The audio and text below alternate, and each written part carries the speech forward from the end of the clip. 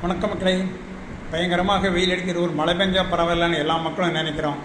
ஆனால் மழை பெஞ்சு ஒரு அரை மணி நேரத்துக்கு மேலே பெஞ்சிச்சுன்னா சனி அம்மளை விட மாட்டேங்கிறோம். ஆனால் சனி அம்மளை இல்லாமல் நம்ம வாழ முடியாதுங்கிறது தெரிய மாட்டேங்குது மக்களுக்கு.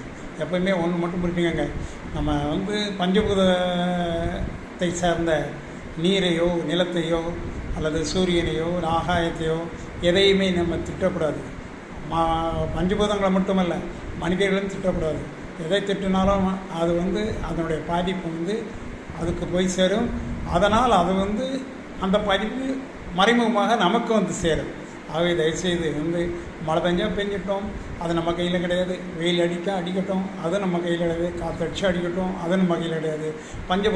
பஞ்சபூதங்கள் இந்த அண்டத்தில் உள்ள பஞ்சபூதங்கள் இந்த பூமியை முடிந்த வரைக்கும் மனிதன் நல்லபடியாக வாழ்வதற்காக, தன்னைத்தானே சரிப்படுத்திக் கொள்வதற்காக சில விஷயங்கள் செய்யும்.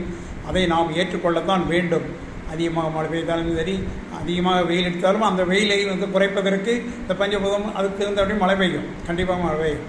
அதனால் மழை பெய்தாலும் கூட நம்ம ஏற்றுக்கொள்ள வேண்டும். இந்த சனியை மழை பெய்ய விட மாட்டேங்குது, இந்த ஒரே பிரச்சனையாக இருக்க, கடைக்கு போக முடியலையா, ஆஃபீஸ் போக முடியல, இந்த மாதிரி திட்டுறதெல்லாம் விட்டுருங்க.